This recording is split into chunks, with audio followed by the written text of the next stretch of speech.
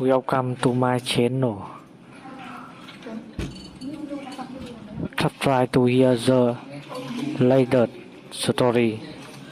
When I was a child, my uncle covertly watched me, and my parents buried the truth. At 8 years old, during a family gathering at my uncle's house, my cousins and I played hide-and-seek, a game that filled the air with laughter while the adults drank downstairs. The house was a maze, and I thought I'd discovered the perfect hiding spot. The second-floor hallway was narrow, rarely used, with a closet at its end, its handle loose and wobbly. I slipped inside, pulled the door shut, and crouched behind a row of musty coats. As I settled in, I felt a draft, a chill, damp breeze. Behind me was another door, hidden in the shadows. I stepped through it into a small room that reeked of mold and something darker, something I couldn't name as a child. Now I know it was the smell of secrets festering in a place designed for silence. A place where my uncle committed acts so heinous, the walls themselves seemed to shudder. Inside were shelves lined with binders, an old laptop flickering with muted videos of children, and a heavy black notebook with my name scrawled across its spine. I opened it, pages filled with photos of me, sleeping, dressing, playing in the yard. Some were taken through windows, others looked like they came from surveillance cameras. My heart sank, and a cold dread gripped me. I stumbled out of that room, closed both doors, and stayed silent until we got home. That night, trembling on the edge of my parents' bed, I told them everything. The book, the pictures, the hidden room. They exchanged a glance, then my mom said I must have imagined it, that I was making up stories to avoid trouble for snooping. My dad called me theatrical, warning that such accusations could tear our family apart. That word, tear, stuck with me. They told me to forget it and never speak of it again. So I didn't. I avoided that part of the house, swore off hide-and-seek, locked my bedroom door, and slept with the light on. Over time, I convinced myself I'd blown it out of proportion. Maybe it was just a strange storage space. Maybe I'd dreamed it all. I was 24 when the news shattered that illusion. My uncle was arrested after attempting to abduct a young girl outside a school. The story flooded local news. What struck me was the girl's photo. She looked eerily like me at 8. Same hairstyle, same pink dress, same colorful sneakers. That night the memories surged back, vivid and undeniable. The notebook, the laptop, the hidden room straight out of a horror film. I called my parents. My mom insisted it was a misunderstanding, that revisiting old claims would only worsen things.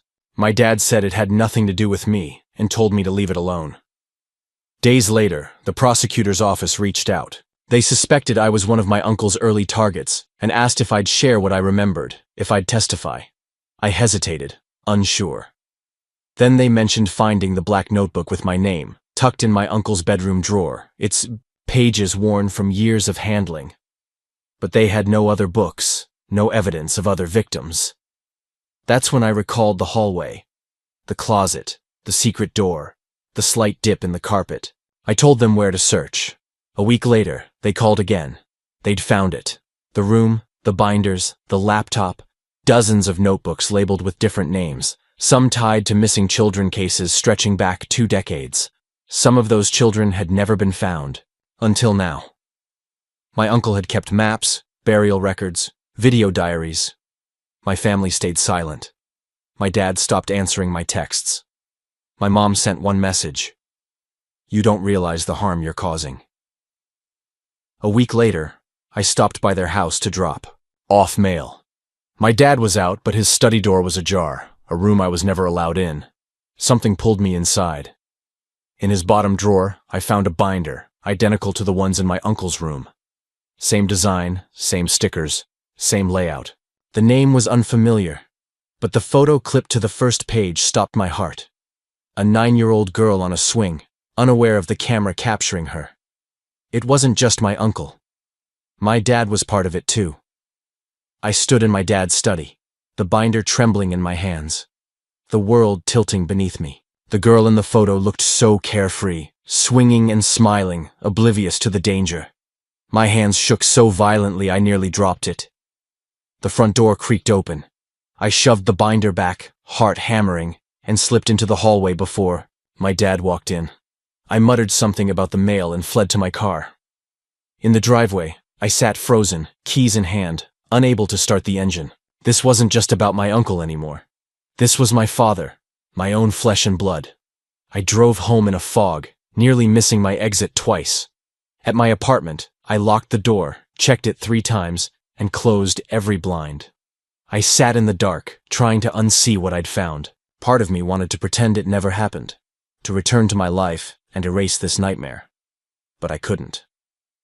The next morning, I called the prosecutor, Jacqueline Wilson, who'd been a steady presence through this ordeal. I told her about the binder in my dad's study. She paused, then asked if I'd assist further. They needed solid evidence. I agreed, though I barely knew why. Jacqueline arranged a meeting with me and Detective Stephen Matthews at a quiet coffee shop near my place. Matthews, younger than I'd pictured, had weary eyes and a no-nonsense demeanor. His cologne carried a hint of cedar and peppermint as he leaned across the table. They needed more than the binder, he explained. A confession, or undeniable proof. Tying my dad to the crimes, I laughed bitterly. My dad confess? The man who silenced me at 8, who'd kept me quiet my whole life? He'll never talk to me, I said. Matthews leaned closer.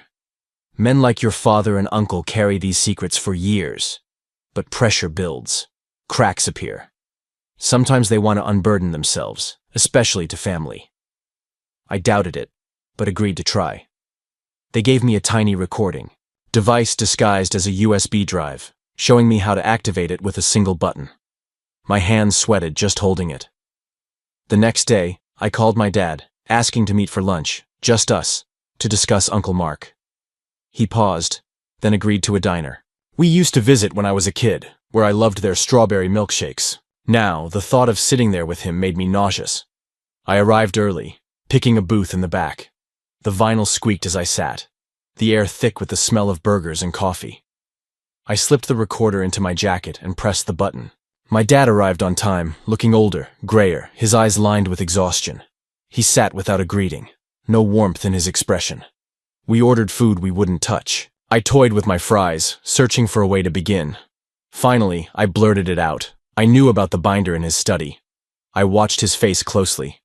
He didn't flinch or deny it. He just looked drained.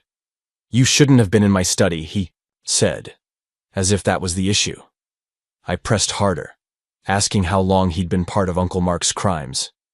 He stared into his coffee, the spoon clinking as he stirred it. When he spoke, his voice was so low I had to lean in.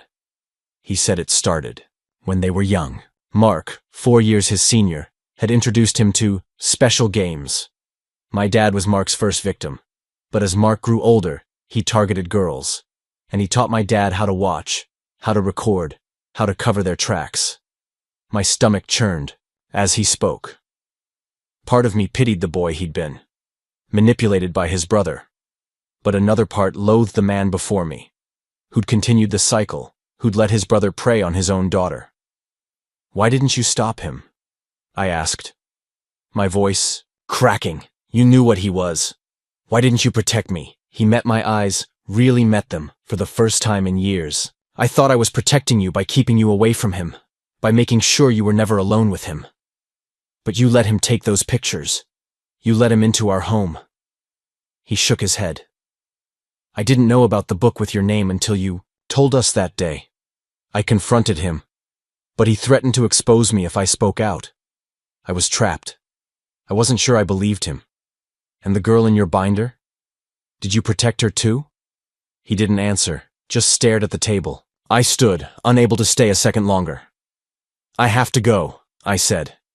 He didn't stop me. I drove straight to Detective Matthews' office and handed over the recording. He and Jacqueline listened while I sat there numb. When it finished, Jacqueline touched my shoulder. This is strong. Not a full confession, but enough for a warrant to search your parents' house. The next few days blurred together. They searched the house while my mom was at work, finding more binders in a hidden compartment. In my dad's study, more victims. My mom called, furious, demanding to know what I'd done.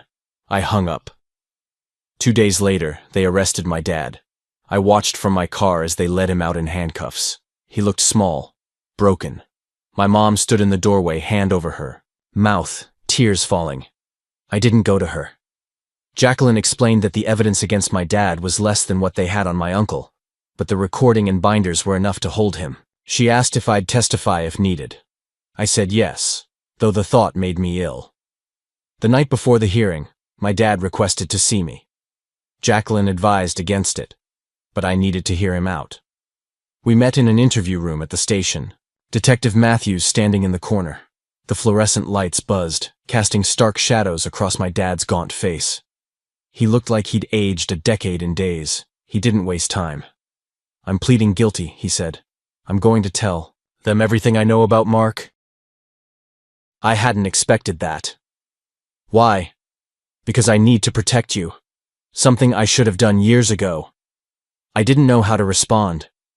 Part of me wanted to scream that it was too late, that he'd chosen his brother over me. But another part was relieved. I wouldn't have to testify, wouldn't have to relive that day in court. "Mark is worse than people know," he continued. "The things they found are just the beginning. There's more." A chill ran through me. "What do you mean?" "There's a cabin near Lake Millerton, our grandfather's old place. Mark took it over. No one else goes there." Detective Matthews stepped forward. "We'll need the exact location." My dad nodded. "I'll give you everything. Maps, directions, the keys hidden under a fake stone by the back door." I couldn't believe he'd kept this secret for so long. How many kids had suffered because of his silence? "Why now?" I asked. He looked at me, tears in his eyes. "Because I saw your face when they arrested me. I saw what I've done to you. And I can't live with it anymore." I didn't know if I believed him, but it didn't matter. He was talking, and that could mean answers for families who'd lost their children. The next day, police searched the cabin. Jacqueline called that evening, her voice taut. "We found them. 6 bodies, all matching missing children reports from the past 15 years. I sank onto my couch. 6 kids, 6 families who'd spent years in agony, and my dad had known. "There's more," Jacqueline said. "Journals, detailing everything. Your dad's involvement was deeper than we thought. He wasn't just complicit, he was active." I hung up and ran to the bathroom, vomiting until there was nothing left. I stayed on the cold tiles for hours, unable to move, unable to process that my father wasn't just a bystander but a participant in these atrocities. The next morning, I woke up stiff and aching on the bathroom floor. My phone was flooded with missed calls. Jacqueline, Matthews, reporters who'd somehow gotten my number. And one text from my mom. "We need to talk." I didn't want to face her, didn't want to hear her excuses or accusations. But I needed to know if she'd been complicit too. We met at a park near my apartment, a public, neutral space. I arrived early, watching families walk their dogs, kids playing, living lives untouched by this darkness. My mom arrived looking like a ghost, unkempt, hair, wrinkled clothes, eyes swollen. She sat beside me, and we stared ahead in silence, the sound of children's laughter jarring against our tension. "Did you know?" I asked finally. "About Dad and Uncle Mark?" She shook her head slowly. "Not everything. Not about the deaths. But I knew something was off. The way Mark watched you. The way your dad got so defensive when you mentioned that room. And you did nothing," I said, my voice sharp. She flinched. "I was scared," she whispered. "Scared of losing our family, of what it would mean. For you if it all came out, so you let it go on. Let other kids get hurt." She winced again. I didn't know about the others. I swear I didn't know how deep it went. I wasn't sure if I believed her, or if it even mattered. The damage was done. Lives were ruined, including mine. "What now?" she asked, her voice barely audible. "They go to prison," I said. "For a long time, maybe forever. And us? What happens to us?" I looked at her, the mother who'd failed to shield me, who'd chosen silence over justice. "I don't know if there's an us anymore." She cried then, soft sobs shaking her frame. I didn't comfort her. I just sat there, hollowed out by the loss of the family I thought I had.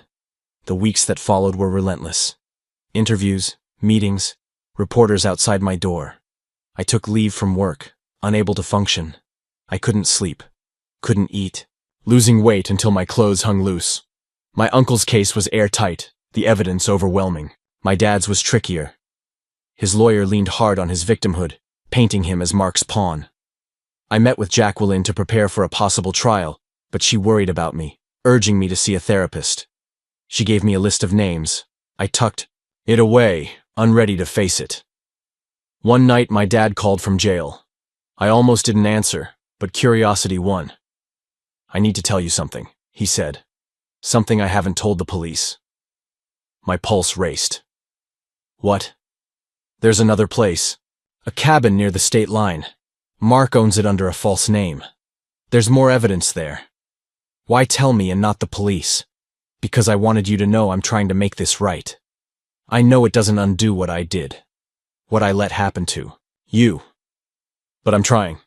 I told him I'd pass it on to Matthews and hung up. I sat in the dark, wrestling with conflicting emotions. I hated him for his betrayal. But a small part of me was grateful he was finally acting, even if it was too late.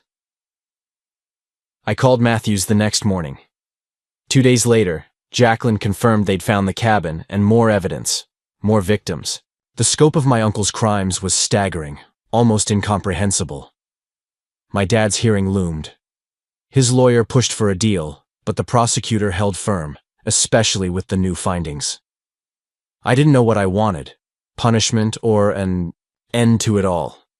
The night before the hearing, I couldn't sleep, pacing my apartment, checking locks obsessively. At 3 a.m., I pulled out Qley's therapist list and emailed the first name, requesting an appointment.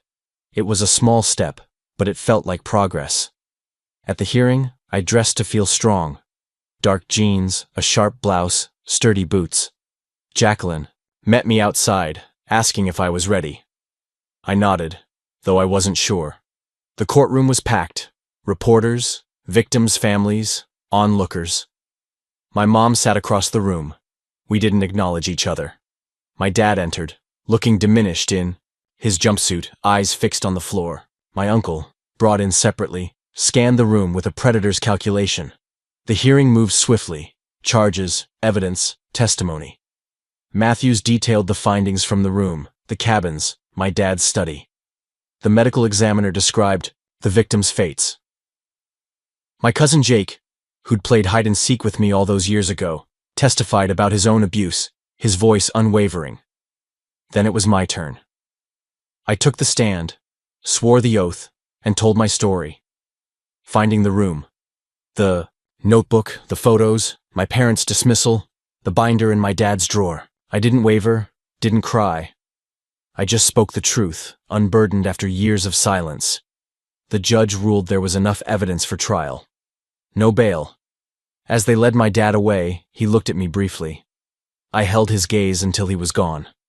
Outside, I ignored the reporter's questions. Qley walked me to my car, promising updates. Jake caught up, saying, "You did well in there." "So did you," I replied. We stood there, two survivors bound by shared pain. "Maybe we could grab coffee sometime," he said. "Talk about normal things." I nodded. I'd like that. Driving home, I thought about the road ahead. Trial, sentencing, media scrutiny. It would be grueling, but I'd survived this long. I could keep going. That night, I lay awake, replaying my dad's words about protecting me. They rang hollow.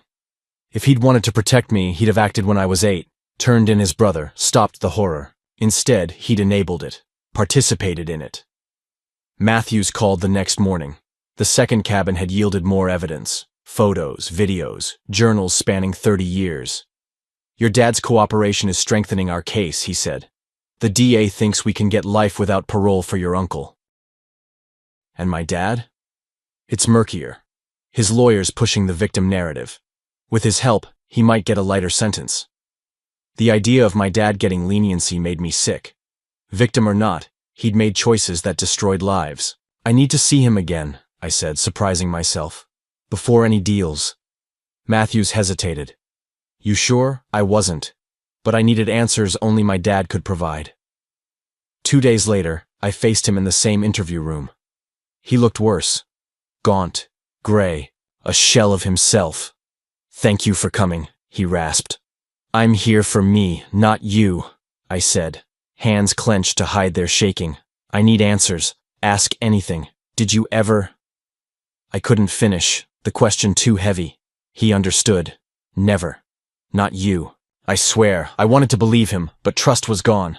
But you let Mark take those pictures. You let him near me, knowing what he was. Mark had evidence against me, he admitted. Proof of what I'd done with others. He threatened to expose me if I didn't allow access to you. I thought I could keep you safe by watching him, ensuring he was never alone with you. I was wrong. A coward. His words hit like a punch. How many? I whispered. How many kids did you hurt? He stared at his hands. 3, directly. More that I helped Mark with. Nausea surged. And the girl in your binder? She's alive, he said quickly. I never touched her. Just watched. Took photos. As if that absolved him. I don't know if I can ever forgive you, I said, my voice raw. I don't expect forgiveness, he replied.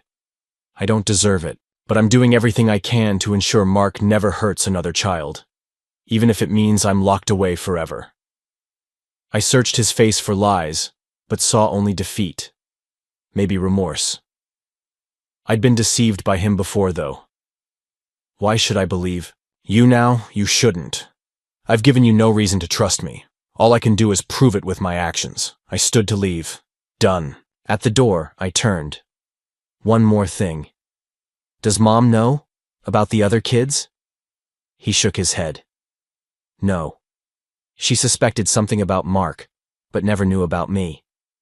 I nodded, wanting to believe him. The thought of my mom knowing was unbearable. Matthews caught me in the hallway.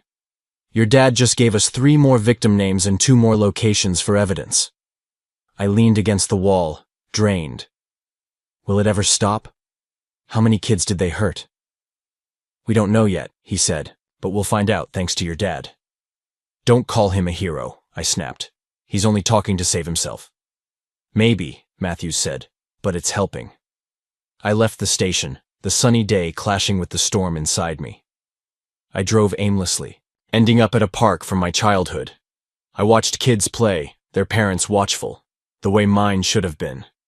Jacqueline called. We've got an issue. Your uncle's offering a deal, claiming he can expose a network of predators for a reduced sentence. My blood froze. You're not considering it, are you? We have to weigh all options, she said cautiously. If there's a network, there could be more kids at risk. I sat in the park as the sun set, sick at the thought of my uncle getting a deal but torn about other potential victims. The next day, my cousin Jake called, sounding shaken. I need to see you. There's something you need to know. We met at a downtown coffee shop. Jake looked exhausted, hands trembling around his cup. I knew, he said. About the room, what my dad was doing. I stared, stunned. Jake was 3 years older than me. He'd have been 11 when I found the room. How? Same way you did. Hide and seek, a year earlier. My dad caught me in there. He made sure I never told. The weight of his words hit me. Jake had been a victim too.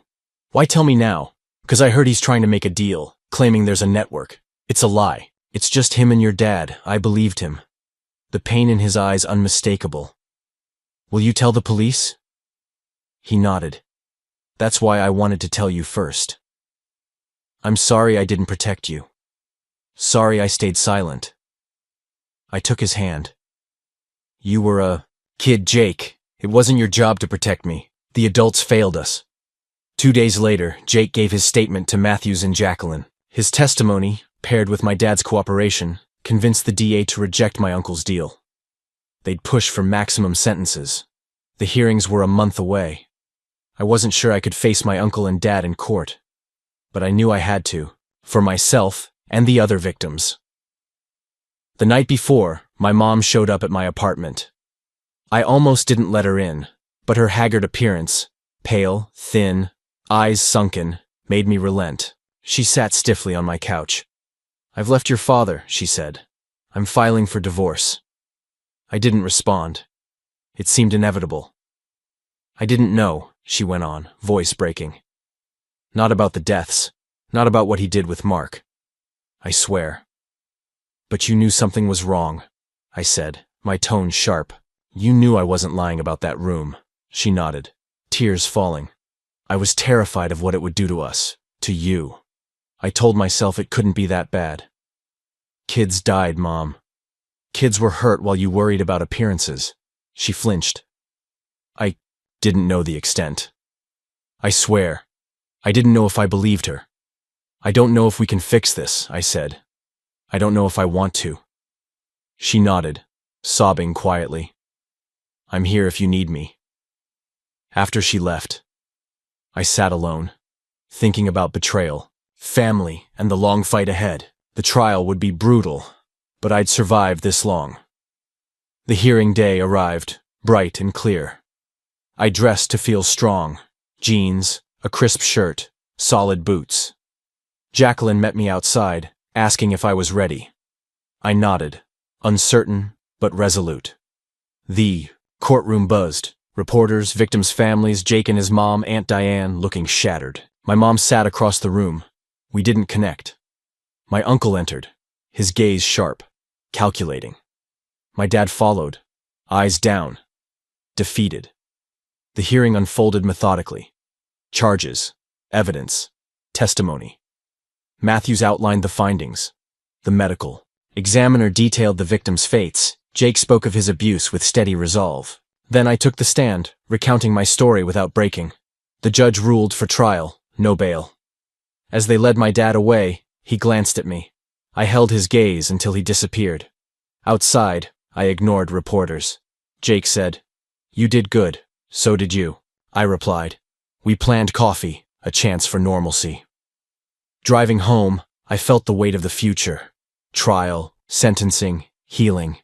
It wouldn't be easy, but I'd spoken the truth, broken the silence. For now, that was enough.